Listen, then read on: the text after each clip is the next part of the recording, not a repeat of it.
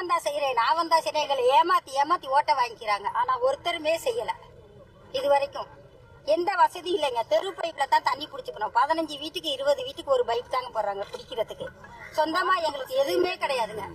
ஒரு வீட்டுக்கு ஒரு 5 வீட்டுக்கு ஒரு லைன் வாங்கிக்கிறோங்க. 5 வீட்டு ஒரு 60-70 ஆண்டுகளா இங்கேயே வாழ்ந்து கொண்டிருக்கிற அருந்ததிய சமூகம் மக்களுக்கு இடமற்று நிற்கும் போது இந்த இடத்துல குடியிருங்கன்னு சொன்னது அரசாங்கம் தான். அன்றைக்கு இருந்த ஆட்சியாளர். இப்ப அரை நூற்றாண்டை கடந்து இங்கேயே 3 தலைமுறைகளா வாழ்ந்து கொண்டிருக்கிற மக்கள் எந்த அடிப்படை வசதியும் ஒண்ணு இல்ல. நீங்க பாக்கிறீங்க, இது கல் வச்சு கட்டிய கட்டடங்கள் கூட கிடையாது. வெறும் தகர இது ஆஸ்பெஸ்டாஸ் அந்த சீட்டு தான். இதுல மின் இணைப்பு இல்ல, முறையான மின் இணைப்பு இல்ல. அம்மா சொல்றத பார்த்தா 5 வீடு 6 வீடுகளுக்கு ஒரு இணைப்பு இருக்கு. படிக்கிற பிள்ளைகள் எல்லாம் நாங்க முதல் தர மதிப்பெண்களை பெற்றுக்கிட்டு இருந்தோம். இப்ப படிக்க வசதி இல்லாம மேல் படிப்புக்கு போக போக அடிப்படை வசதி இல்லாம மின்விளக்கு கூட இல்லாம எப்படி படிச்சு முன்னேறி வர்றதுன்னு சொல்றாங்க. வளர்ச்சி பற்றி பேசுறோம், மானுடம் பேசுறோம், எல்லாம் பேசுறோம். இந்த நிலையில திடீர்னு இது அறநிலைத்துறைக்கு சொந்தமான இடம், நீங்க காலி பண்ணுங்க இல்லைன்னா வாடகை கொடுங்கன்னா இந்த 250 வீட்டு இந்த தினம் கூலி வேலைக்கு போகிற இந்த மக்கள் கொடுக்கிற வாடகை பணத்துல எவ்வளவு வருவாய் இந்த அரசு பெருக்கிற போது இது எவ்வளவு இதா இருக்கு பாரு. அறநிலைத்துறையில அறம் எங்க இருக்கு? சரி, இதை எடுத்து என்னதான் பண்ண போகுது அரசு? இதேதான் கரூர்லயும் இந்த சிக்கல் வந்தது. அறநிலைத்துறைக்கு கோயிலுக்கு சொந்தமான இடம் அப்படி. கோயிலுக்கு எதுக்கு இடம்?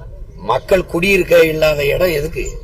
சொந்த நாட்டுல சொந்த நிலத்துல அகதிகளா ஏதிலிகளா இடமற்ற நிலமற்ற கூலிகளா இருக்கணுமா என்ன? அதுதான் நல்லாட்சியின் சிறப்பா என்ன? சொல்லுங்க நீங்க. ஏழை எளிய மக்கள் தினமும் வேலைக்கு போனாதான் சாப்பிட முடியுங்கிற ஏழ்மை வறுமையில் இருக்கிற மக்களை அவர்களை வீடை காலி பண்ணுங்க இல்லைன்னா வாடகை கட்டுங்கிறது ஒவ்வொரு முறையும் தேர்தல் அப்ப வாக்கை பறிக்க இனிப்பு பசப்பான வாக்குறுதிகளை கொடுத்து போவது, வென்று விட்ட பிறகு அவர்களை கொடுத்த வாக்குறுதி ஏமாற்றாம இப்படி பரிதவிக்க விடுவது எவ்வளவு கடினமா இருக்கு. அம்மா வயதை ஒத்த பெரியவர்கள் கண்கலங்கி நம்ம முன்னாடி நிக்கும் போது ஒரு வெறி வருது பாருங்க. என் தாயை கலங்கிய கண்ணீரோடு பார்க்கத்தான் நம்ம எல்லாம் இருக்கிறோமா? அதான் நல்ல ஆண் பிள்ளைகளுக்கு அழகா என்ன?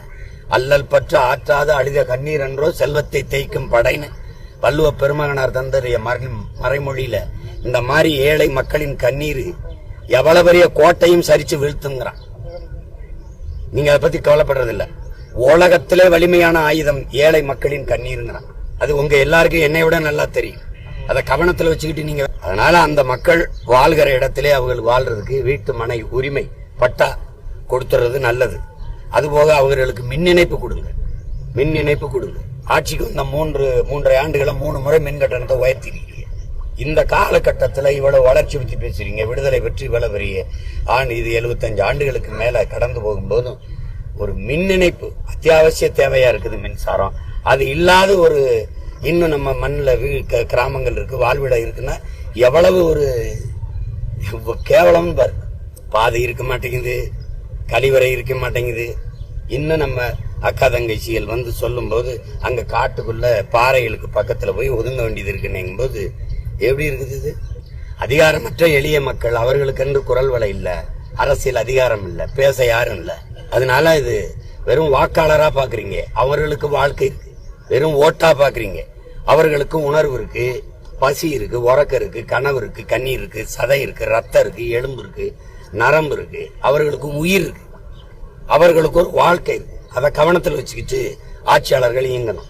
தேவையில்லாம இந்த காலி பண்ணு வாடகை கொடுன்னு வச்சுக்கிட்டு இருந்தா எனக்கு ஒரு வேலையும் இல்லை, இங்கே உட்கார்ந்துருப்பேன் நானும். நீ காலி பண்ணவும் முடியாது, வாடகை வாங்க முடியாது.